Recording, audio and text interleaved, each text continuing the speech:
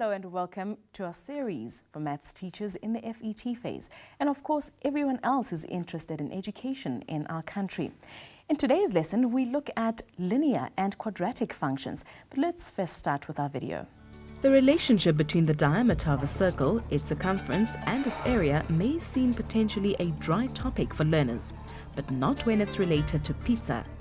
The focus of today's lesson is how the perimeter and area of a circle change as its diameter increases. We know the perimeter formula so well, we know the area formula so well, but basically we don't have a feeling for how the area changes. We don't have a feeling for how the perimeter changes. It's not about finding specific values. It is studying the relationship between the variables. And for that you need a different kind of experience. The main outcomes the teacher is aiming at in this lesson are to introduce the quadratic function as a model to describe real-life situations, for example, as a model for the price of a pizza. To analyze the behavior of the quadratic function, in particular its rate of change. To contrast the constant rate of change of a linear function with the changing rate of change of the quadratic function. And to develop two kinds of patterns in tables, the rate of change and the function rule. Teacher Dumsani Mdlalose first challenges his learners with a question. If a pizza of a diameter 14 centimeters costs 14 Rand 20, what should a giant pizza of diameter 28 centimeters cost? The learners are given three options: 25 Rand 20, 28 Rand 40 and 56 Rand 80. Think about it for a moment. What is your answer? Now, let's look at the choices. From the choices, can you tell me what the price is going to be like? It's going to be 28 Rand 40, sir. Before I go further, is there any other choice? No. You all feel it's 28 Rand 40. The learners believe that as the diameter of the pizza doubles, the cost doubles. This is a spontaneous, intuitive response, not based on any analysis of the relationship between the variables. The rest of the lesson aims to analyze the relationship between the variables and then revisit the pizza problem. The teacher starts by choosing the simpler context of Sipho fencing a square vegetable garden. If he increases the side of the square by 1 meter, how much extra wire will he need? And how much larger will the garden be? All you need to do there is to describe how the perimeter and the area of the square increases as the length increases. If you come to look at this, we are not given the size or dimensions, right? Now, the difference here is, if this one is x, so all these are going to be x, right? And now, so this is going to be what? X plus 1, because the side is increased by 1 meter. Okay. What do you think is going to be the perimeter of the first square after the increase by 1 meter? It's going to be 4x plus 4, sir. What's going to be the pattern like? We increase the square by a meter. I think the square will increase by 4 meters. Can you please complete the table? The learners work through the table, filling in the values for the perimeter and area in each case. For a perimeter, oh God, we have edisha zonke values ama-side. So 1 plus 1 plus 1 plus 1, then ufumane perimeter. For area, squarisha, like ubala in length times in breadth. Right, what is your observation? Let's see now what did you get? With the learner's input, the teacher fills out one table showing the perimeter in relation to the length of a side and another showing the area in relation to the length of a side. Between these two, let's look at the pattern here. What has been the change right through? From 4 to 8, there is that increase by 4. So in each case, there is an increase by the same number, which is a 4. To reinforce the learner's understanding of the pattern, the teacher adds another column to the table. Tell me what's going to be the case. There is 20 there. In this one, what's going to be the perimeter on the 20th It's going to be 80. Okay, how did you get it? 20, That one. yeah. So which gives us 80. After some discussion, the learners come to realize that it is easier to use the function rule and look at the vertical pattern. So to find the perimeter, they need to multiply the length of the side of the square by 4. Okay. Once they find a pattern to be the same with the difference, having the same difference, then it is a straight line. The teacher looks at the area table. With his guided questions, the learners come to realize that the difference between one figure and the next is no longer So constant. 16 minus 9 is 7. Is this constant? Is this the same? What can we say about these two? Well, I can say that the first one, when you increase the length by 1, the perimeter increases proportionally to the length. But in the second one, it increases in different values. Okay. Yeah. Now summarize all those graphs that have got. The teacher asked the learners to represent the two tables graphically on the same set of axes. They come up with a variety of results. Some of them chose a scale which was like giving them a problem in terms of understanding the behavior of the two graphs, because for the parabola the scale was so small that you couldn't pick it up as a parabola. It was more of a straight line. By simply pressing the teacher now uses a graphing calculator to show the learners the graphs for perimeter and area. I have got those two graphs now about as what? The calculator shows the table or graph on its own small screen and displays the same image on the large screen via the overhead projector. Now, if I want to go back, for example, what is happening? What is this point there? Where are these graphs meeting? If you come to look, remember we have a table. You see, these graphs, where are they the same? They are the same when x is 4. When x is 4, they are the same, and the y is 16. To underline the difference between the two graphs, the teacher returns to the flip chart. So what we are saying is, each time we have got that, so it is a 4 that we add each time, like we have there. So that's why we got a constant change. So it is changing y, it's 4, and here it is 1. For this other one, which was, this one is for the perimeter. For this area one, we had what? We had a curve which is like behaving like that, wherein we found change, which is 1. And then when we added the 1 there, we got here what? 3. To get to that one, when we add x1 here, then we get what here? 5. And so on and so on. Okay, now let's go back to that pizza problem, the one that I gave you before. Now, what can you say will be the price? Are you going to tell me the same answer? What will be the price of a giant pizza? 28 Rand 40. 28 Rand 40? Yes. Why do you say 28 Rand 40?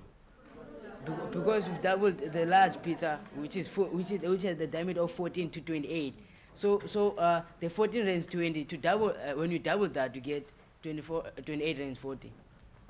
Now, the learners have not absorbed the implications of the previous activity. They are persisting with their intuitive response and are not yet really using a modeling perspective. For example, using the vertical pattern of squaring. The teacher has now to prod them to relate the previous activity about fencing to the pizza problem. Now, if you think about the pizza, which one is it going to be like emulating? Is it going to be this one or that one? It will be the one that we talk about as the area. Do you see that? Now, the cost for the first one was, for example, if we are going to relate these two, to get the area for the first length, we had what? 1. For the second one, what did we get? We got a 4. Okay. Now, let's look back and see here. Is it going to be for the same one? Which one is going to be the ones that we are going to choose now? The learners still need persuading, so the teacher uses another example. He shows them what happens if they double the length of the side of the square. Let's pretend it was that large pizza. How many pizzas are we getting here? How many large pizzas are we getting if we double the first one, the diameter? It is going to be 4 times. Do you see that? So the price of this one, if this one is going to be the large pizza, so the price of the giant pizza is going to be what? It will be 4 times the large pizza. Do you see that? Now, if the price here was 14 rands 20, what will be the price of the giant pizza? It is going to be 4 times this one. 4 times 1420. And what is 4 times 1420? It is 56 rand 80 cents. So that 28 rands 40 is therefore not going to be the answer to this problem. I feel that in examples like this, with experiences like this, children get a much better understanding of the behavior of the variables, and therefore have a much better understanding of the situation. Understanding practical situations. What will happen if you double the diameter? Later, the teacher can take this lesson further to show the learners that the linear graph can be represented algebraically by the formula y equals mx plus c, while the parabola can be represented by y equals ax squared plus bx plus c. Different functions behave differently. So we're concentrating on the linear function having a constant rate of change, while the quadratic function have an increasing or decreasing rate of change. So it's about change, which in the end underlies the calculus. So it is preparing the road towards calculus. And now that we've seen our first video, it's time we welcome our guests for today. And we've got Meira Hockman from the School of Mathematics at Wits University.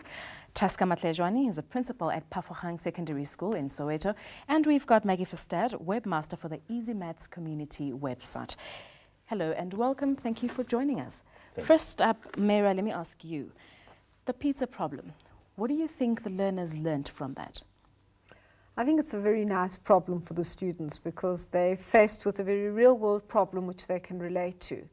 So the problem being posed immediately brought the intuition in, which was faulty.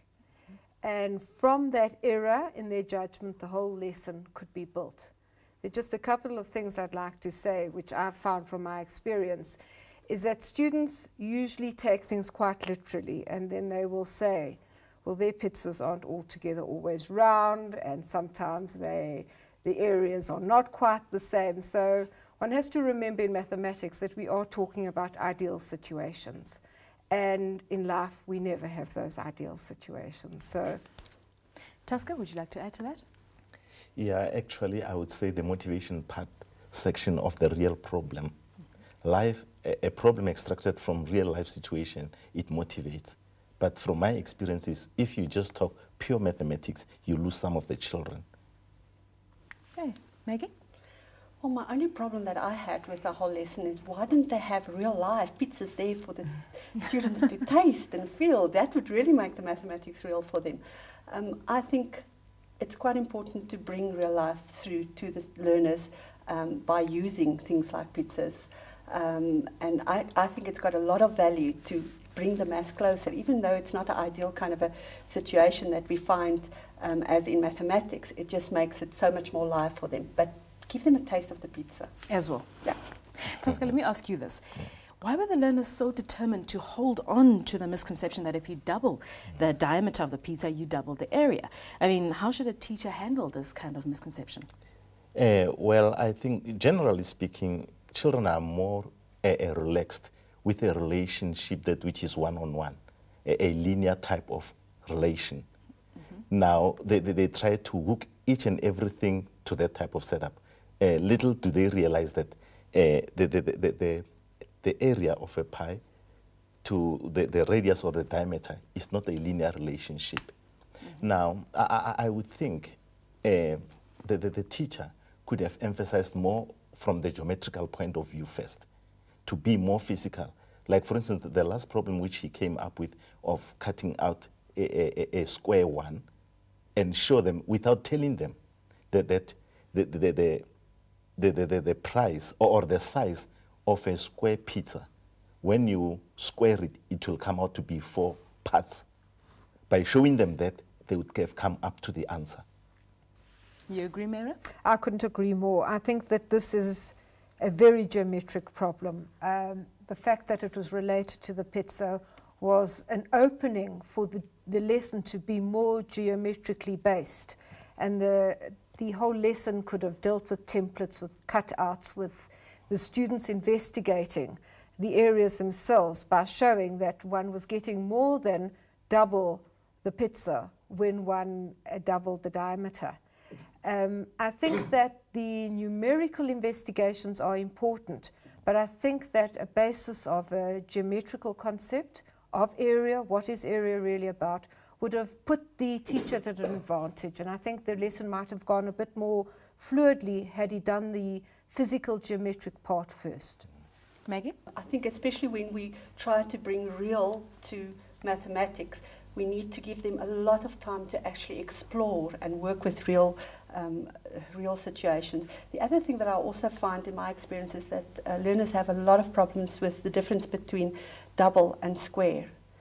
A lot of them struggles with finding the difference between to double something or to square something. And I think sort of maybe taking them back to the basics would have come in quite handy. Okay.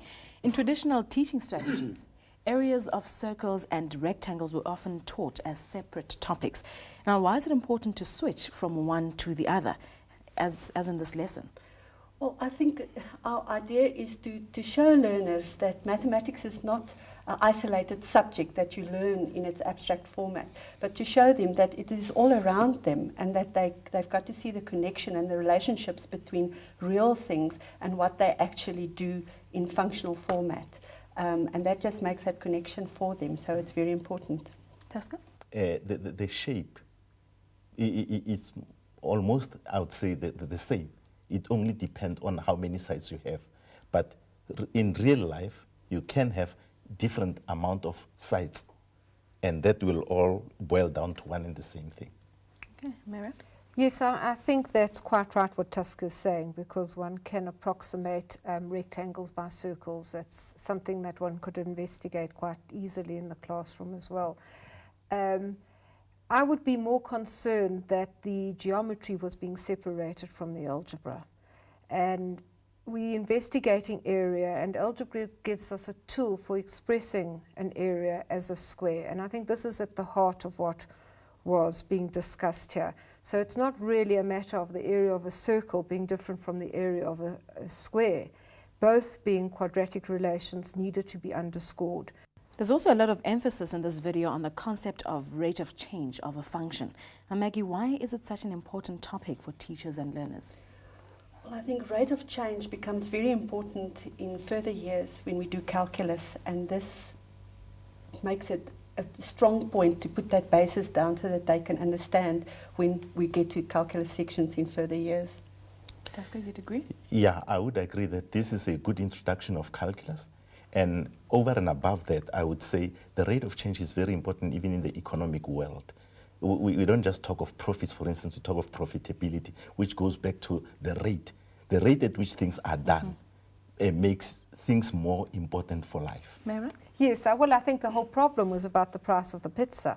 So what value were you getting for money? That was the lesson and that was the problem. And I think it was very important that the idea of how the price of the pizza changes with the area had to be understood, and that is a rate of change. It is a wonderful example to bring into the class of how prices are related, and these are all rates of change. And as Maggie said, later building up a whole collection of ideas and examples for the introduction of calculus. Any other issues you'd like to raise? Starts with you, Taska. Yes, I would say that the whole lesson is a wonderful lesson. The ideal or the examples picked up, they are classical examples. But if the teacher maybe could emphasize more on the cutting of papers, pushing the papers, doing the tessellation more probably. Now, when they understand it, then it will lead to the algebra section to show that the geometry which you are doing, it can be depicted in this fashion algebraically. that will seal the whole lesson beautifully. Mera, any issues you'd like to raise? Yes, I thought it was quite interesting, and as a teacher, I think that we've all faced the situation where you've spent a lot of time investing in the lesson and then the point is lost on the student. So it's good to see how it was handled, that the teacher did have a fallback, that he did go and look at the geometry of the situation. But as teachers, I think one always does have to be resourceful, because these situations do arise when the lesson that you plan doesn't create the answer that you expected. And one has to look for an alternate way of explaining, another perspective, another way. And I think this is at the heart of teaching. You have to have depth of knowledge as a teacher so that you can explore these issues. Okay, Maggie? I also enjoyed the ratio aspect. If we look at the rate of change, one of the things that our learners struggles with is ratio. And I also think maybe if we went back to the ratio aspect in the lesson, that could have also assisted the learners. Mera, we saw in the video the teacher swapping from using a circle back to using a square. What do you think the significance of that is? I think that students and learners are more at ease with the regular nature of the square, which they could fold and cut and place the sectors one on each other to show that by increasing the length by one again, one increased the area by 4. So it's a much easier example to cut and measure than the sectors of a circle, which are dependent on the arc sweep. Taska? Learners, right from primary school, they talk about the area of squares, rectangles, but not those of circles. And also the circle, you know, this word pi, it sort of sometimes switches off the learners. They don't know whether it's a constant or it's a variable or whatever it is. So it sort of scares them from what they really need to work on. Therefore, starting with a square, it was a very good move. And that's it for this session. Thank you to our guests for your input. And thank you for watching. That brings us to the end of this one. Please do keep your eyes peeled for Module 8 coming soon. Goodbye.